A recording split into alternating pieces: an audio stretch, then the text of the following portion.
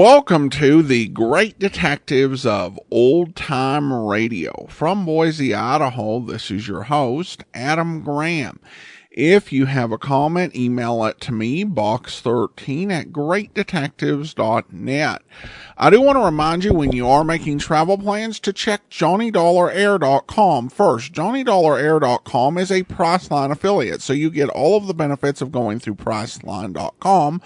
But part of the purchase price supports the Great Detectives of Old Time Radio at no cost to you. So remember, when making your travel plans, check JohnnyDollarAir.com first.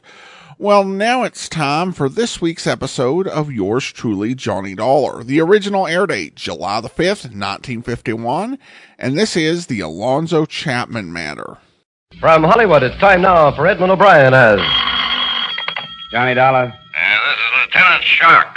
Did you leave a message for me to call? Yes, I did, Lieutenant. I want you... It was all bundled up by the time I got it. Snyder got your name and what hotel, but I never did find out who you are and what you wanted with me. It was about the Alonzo Chapman killing.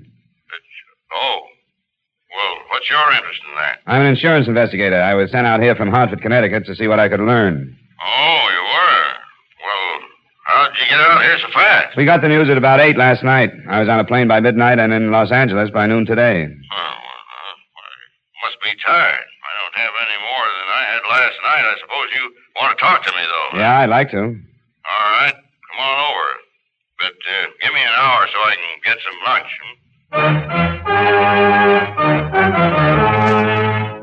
Edmund O'Brien in a transcribed adventure of the man with the action-packed expense account, America's fabulous freelance insurance investigator. Yours truly, Johnny Dollar.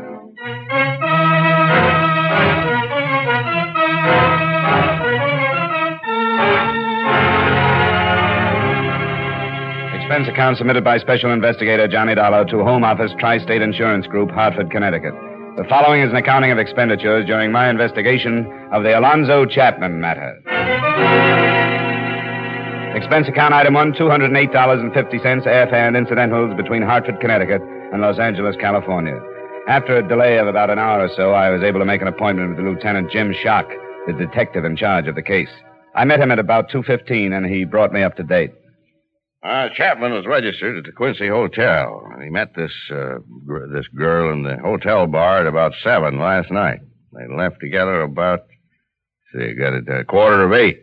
Turned in the alley to get to the parking lot where a car was parked, and that's where he was shot, in the alley. Was it robbery? No. He was well heeled, too, over $300. Had in his coat pocket. What about this girl? We didn't hear about her. We did. Norma Sale. Picked up on a shoplifting charge last year. But she got a job and stayed out of trouble since. Pretty little thing. Born in Nebraska. She says she met an actor in a road company back there. He told her he'd introduce her to some important people in Hollywood, and maybe she could... Well, you know how it goes. Yeah, but I wonder if Chapman's wife is going to. She's on her way out here. How long had this girl known him? Well, she says she just met him last night. I think that's what she said. She was transferred to county jail this morning at 11:30 in material witness. I suppose you want to talk to her. Yeah, I'd like to. And so would I. Might as well go on over.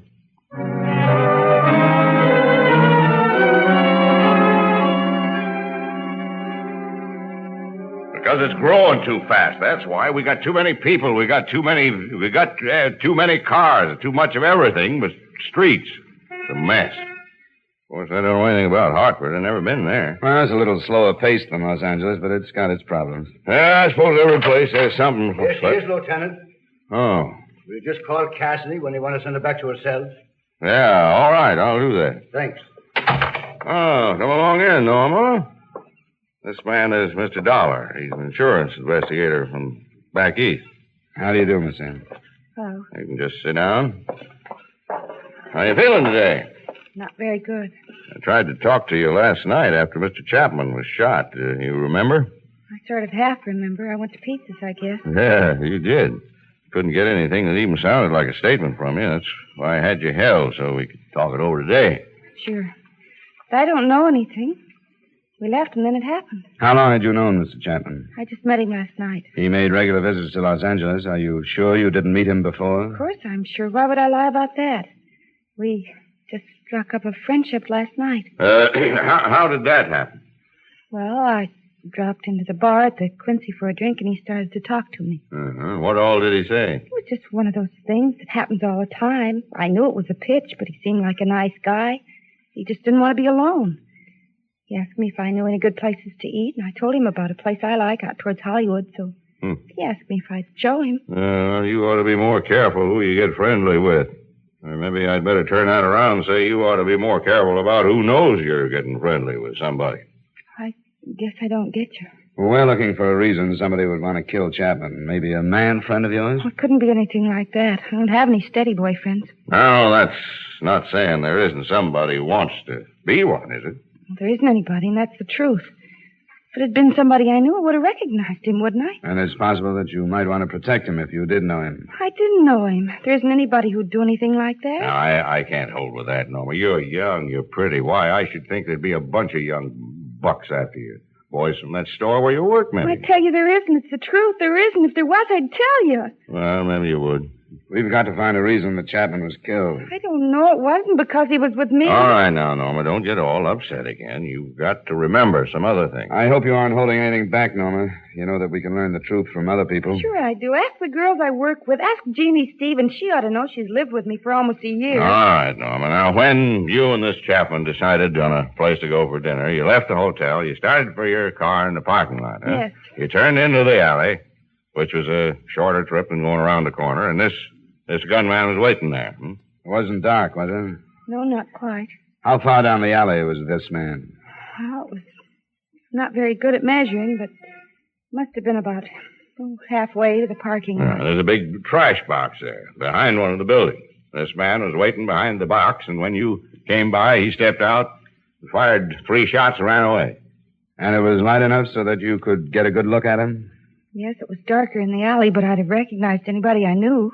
Would you remember if you saw him again? I'm not sure. Maybe I would. Now, Norma, it's up to us to figure out how come this killer was waiting there, where he was. It beats me how he knew Chapman was going to pass by that box. I don't know. You can see how odd it looks, Norma. If he didn't know Chapman was coming that way, he must have known that you were. I don't know how it happened. I'm telling the truth. Maybe somebody heard us talking in the bar. Heard enough to know you and Chapman would go through the alley? Maybe somebody could have. I don't remember exactly how it went, but I told him where my car was parked. Yes, I said just down the alley, I remembered. And then did you leave? No, not right away. We had another drink. Well, that'd take about 10 or 15 minutes, I suppose. Well, how about it, Dollar? I don't think I have anything more. Thanks, Norma. It's all right. I'll get Cassidy to take you down. I'd like to send you home, Norma. Maybe tomorrow. You know how it goes.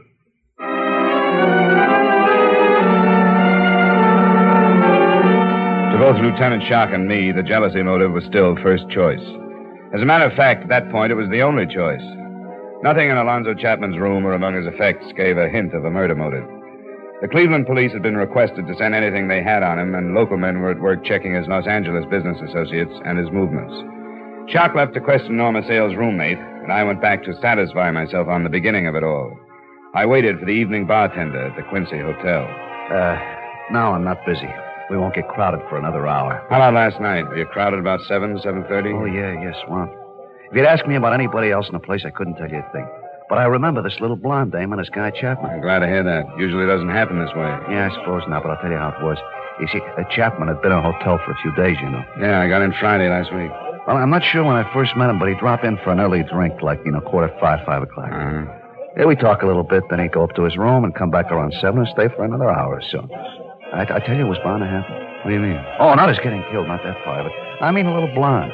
I didn't snoop what he was saying to her or anything, but when she came in and the bar stools were all taken, Chapman spots her and gives her his place. How long had he been there? Just a couple of minutes.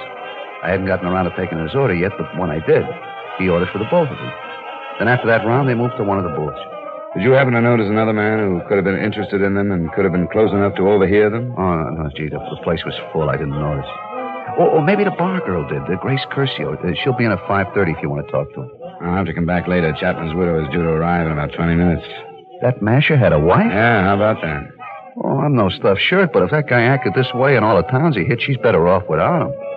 Now, I'll ask Grace if you want. What's your hotel? The Larkin. If she does remember something about it, I'd appreciate a call. Huh? Sure. My name is Howard. Thanks a lot, Howard. See you later.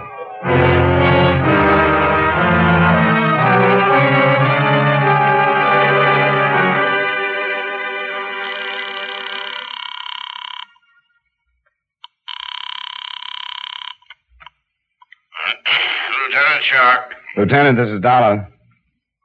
Oh, you got anything to report, Dollar? Nothing that does us any good. Mrs. Chapman just checked into the hotel. I'm in the lobby there now. How did you make out with Norma's roommate? Oh, just fine. She seems like a level-headed sort of girl. She says Norma hasn't gone with any one particular man for a year. That one's name was Clyde Mills. Served a 6-month sentence on some charge or other, not important what, but they're all washed up. She says he's not even in town, but we'll look for him anyway. Yeah, I'm going up to talk to the widow if it's all right with you. Sure, go right ahead. Make a suspect out of her if you can. We need some. Could be. From what I hear, she had a motive, not counting the insurance money. But I don't know whether she knew it or not. I'll check with you later.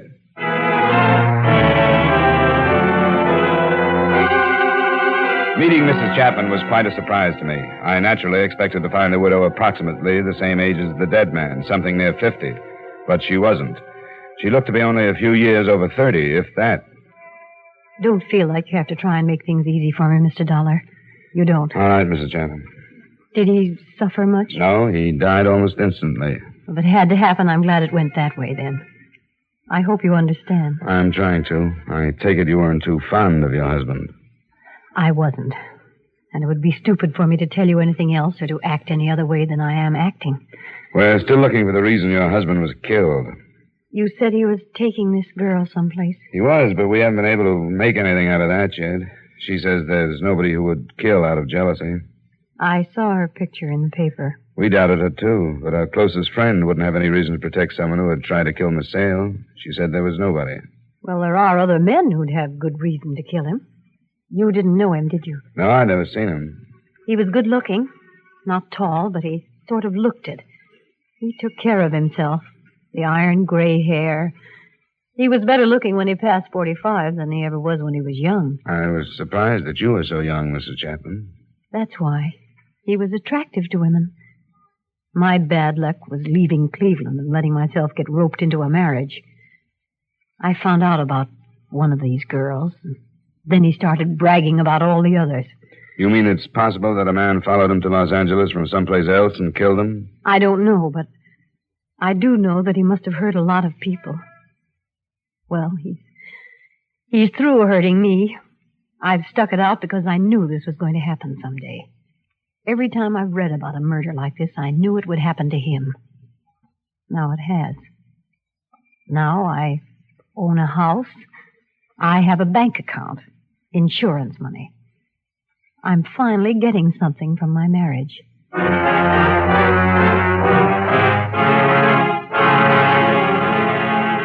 I tried to phone Lieutenant Shark a report on my meeting with the overly honest Mrs. Chapman, but he was out of his office getting the teletyped answer to the request he'd made for information from the Cleveland police. So I cabbed over to see him.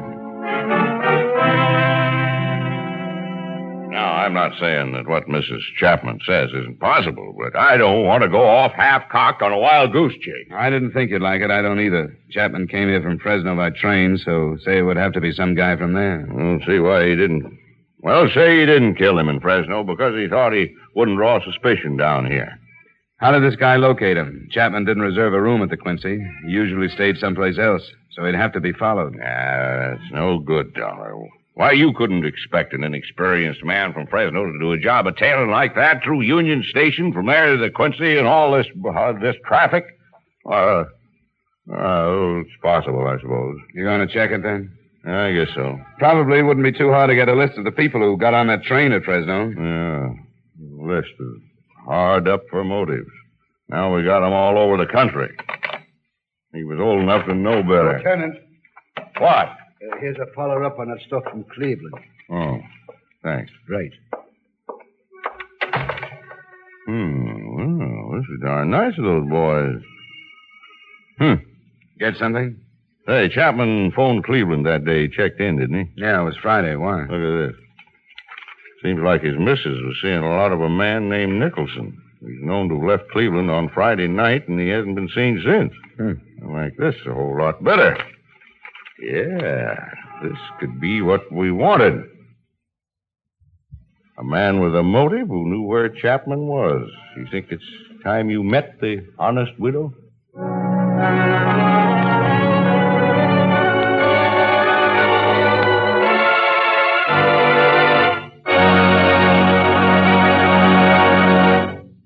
We will return you to the second act of yours truly, Johnny Dollar, in just a moment.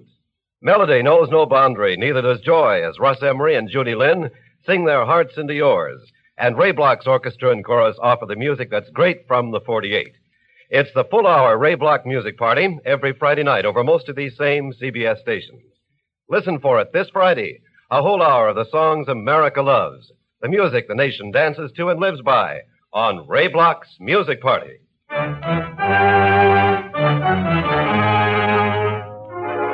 Now with our star, Edmund O'Brien, we return you to the second act of yours truly, Johnny Dollar.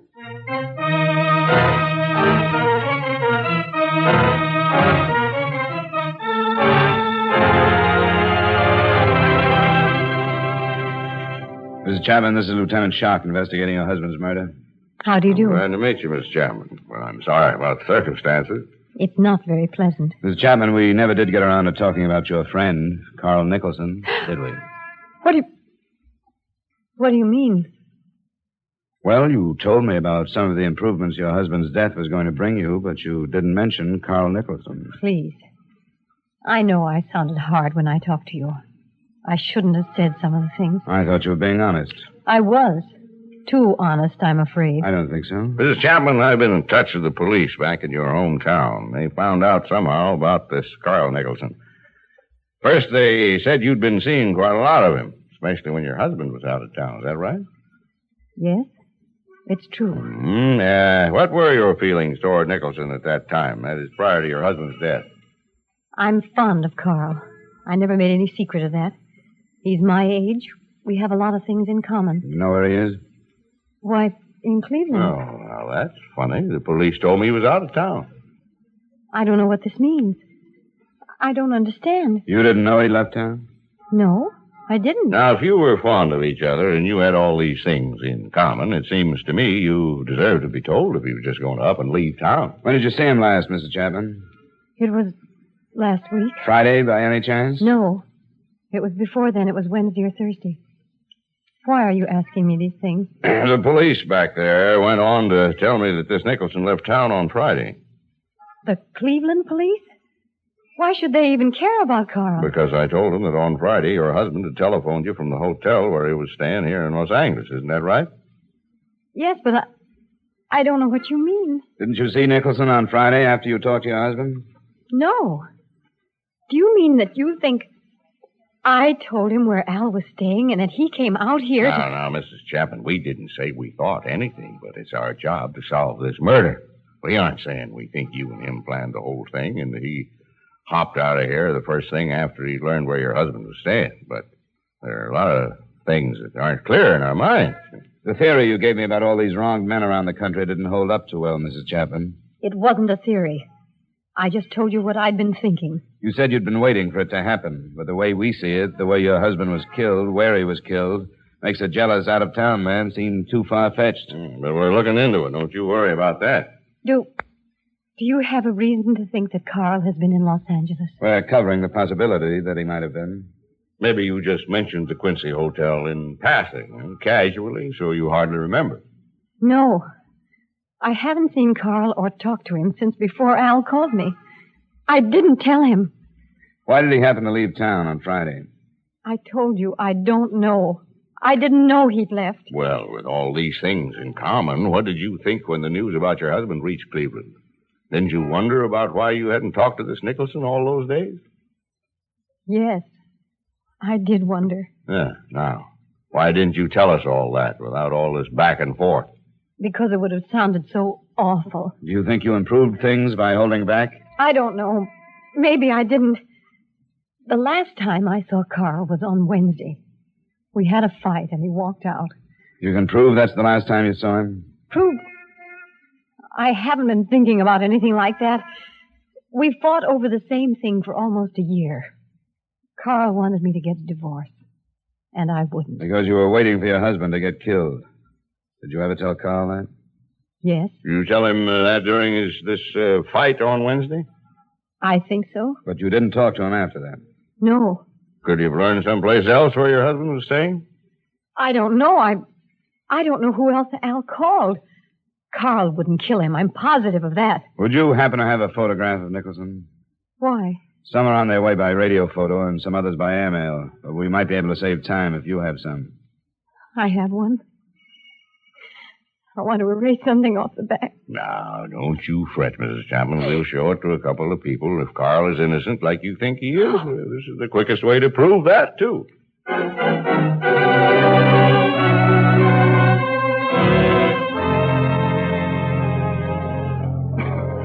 Gee, I'd sure like to help you. You know, if I'd seen this snap before. Sure. Don't say anything you're unsure of. What did the bar girl say? Almost the same thing you did. It was crowded and she wasn't sure. Oh, I'm awful sorry. That's all right. I'd rather have a careful witness like you than one that thinks he has to say something to live up to the title. Well, yeah, this guy could have been here and he couldn't have been. That's the best I can do. I'm sorry. Thanks, Howard. It's okay. I'll do better next time. I'm going to keep my eyes open from now on. Maybe I'll get on a force someday, huh, Lieutenant?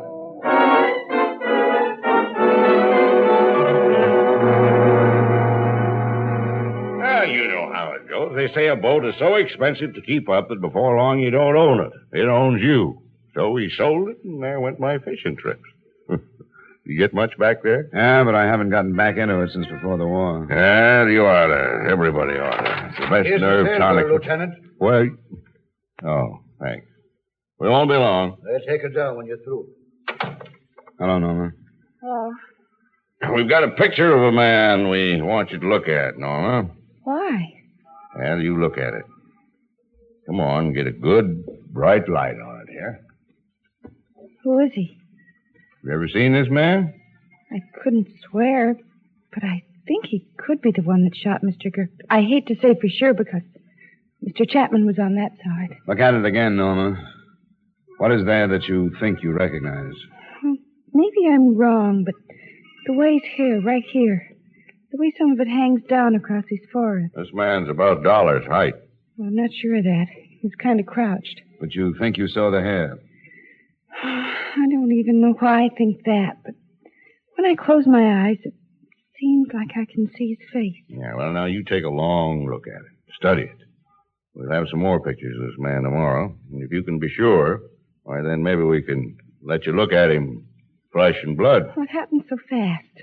Just take your time and forget the lieutenant and me. If I could, I'd leave it so you could study it all night, but it's a piece of evidence, and therefore it belongs to the state, so I can't leave it.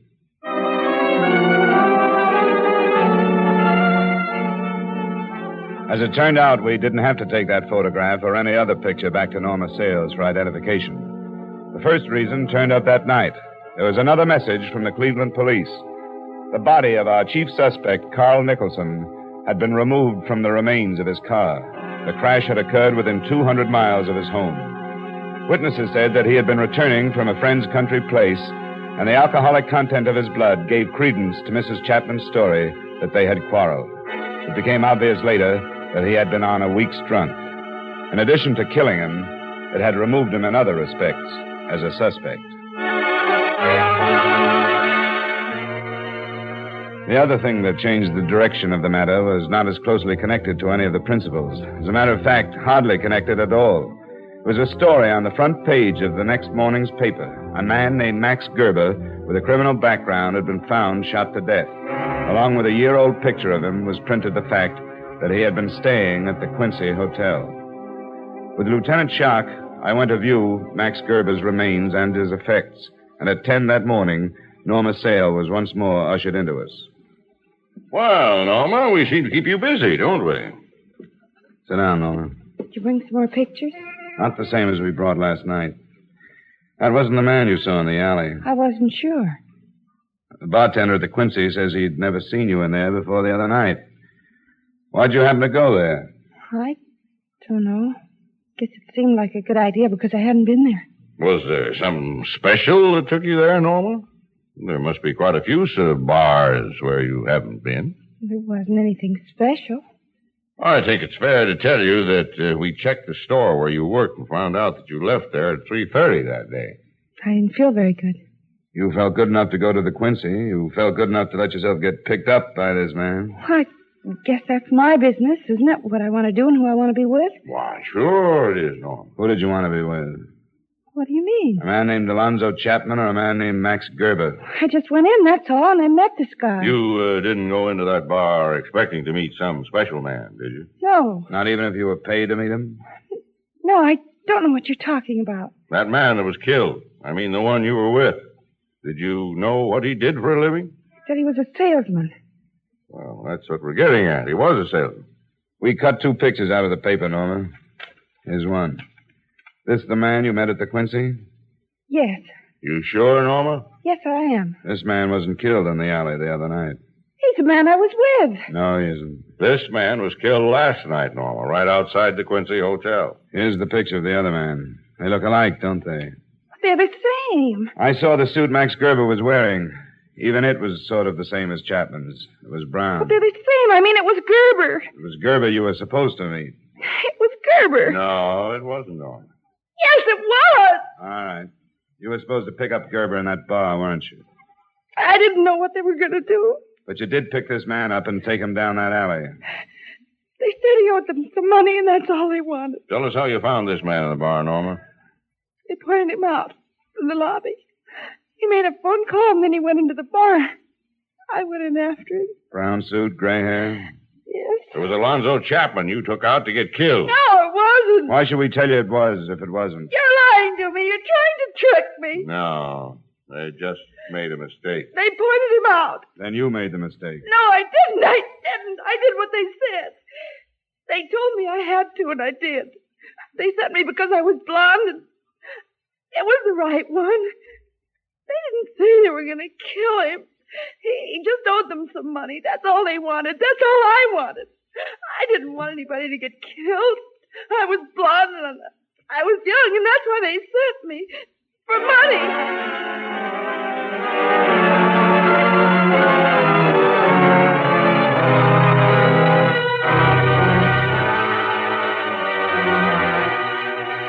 Expense account item 2, miscellaneous, while in Los Angeles, $255.08. Item 3, same as item 1, transportation back to Hartford. Expense account total, $672.08. Remarks? The second murder, Max Gerber's, was a gangland rub-out, planned with the aid of a young blonde as bait. The first murder was only a mistake. The apparent moral is that companies shouldn't hire salesmen. Women shouldn't marry them. Young blondes should stay away from them, but confidentially, some of my best friends are insurance salesmen. Yours truly, Johnny Dollar.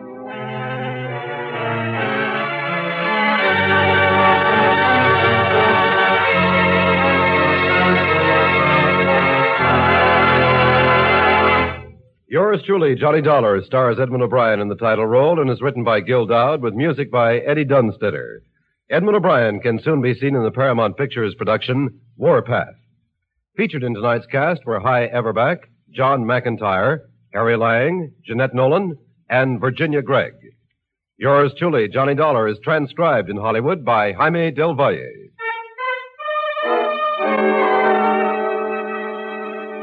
Beginning next Wednesday, yours truly, Johnny Dollar, will be heard 1/2 hour later on most of these same stations. This is Dick Cutting inviting you to join us next week at 9:30 Eastern Daylight Saving Time when Edmund O'Brien returns as yours truly, Johnny Dollar.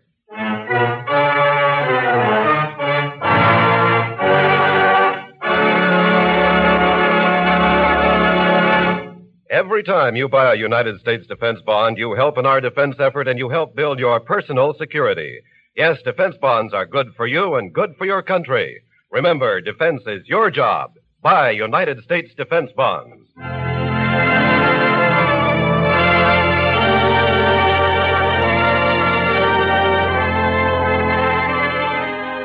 Been to the waxworks lately? It's nothing like being taken to the cleaners, though 45 minutes of cleaner fun would be hard to find. You'll enjoy this evening's session of songs and stuff featuring Robert Q. Lewis, his guests, platters, chatter, and assorted pleasantries. It's the Robert Q. Lewis Waxworks, open for business 5 evenings a week, Monday through Friday, on most of these same CBS stations. Today, the United States is celebrating the 175th anniversary of the signing of the Declaration of Independence. Stay tuned now for the official U.S. anniversary program with President Harry S. Truman, Secretary of Defense General George C. Marshall, Chief Justice Fred M. Vinson, and others who follow immediately over most of these same CBS stations.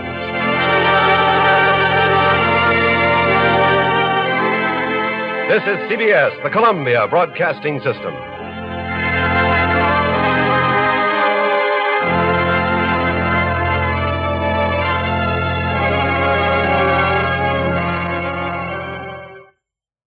Welcome back. Well, what we saw in the resolution to this episode is something that really does become a recurring theme on Johnny Dollar, where we'll spend the bulk of the episode looking at the case in one specific way and on a particular evidence trail, and then in the last 5 minutes, rug gets pulled out from under Johnny, and we're told, no, the case isn't something entirely different. It's something that Dragnet would do. I don't really care much for it on Johnny Dollar. Sometimes it can be done in more clever ways than in others, but with a fictional insurance investigator program, I generally like if there's this big turn to be it based on some clue that Johnny came up with, and oftentimes it's not. And, if it happens once in a while, I'm okay with that, but I do think that this is something that did become repetitive as the show continued on. It was interesting to note the police contact for this episode, definitely very chatty, and the conversation about fishing was interesting, particularly, in this one, Johnny said he hadn't been able to take it up after getting back from the war. But of course, when we get into the Bob Bailey era, Johnny is all about fishing. Though at this point, that is yet to come. All right, I do want to go ahead and thank our Patreon supporter of the day. Thank you to James, Patreon supporter since February of 2020, currently supporting us at the rookie level of $2 or more per month. Thank you so much for your support. And that will do it for today. Join us back here tomorrow for Indictment, and we'll be back next Friday, another episode of yours truly, Johnny Dollar. In the meantime, send your comments to box13 at greatdetectives.net. Follow us on Twitter at Radio Detectives, and become one of our friends on Facebook, facebook.com/Radio Detectives.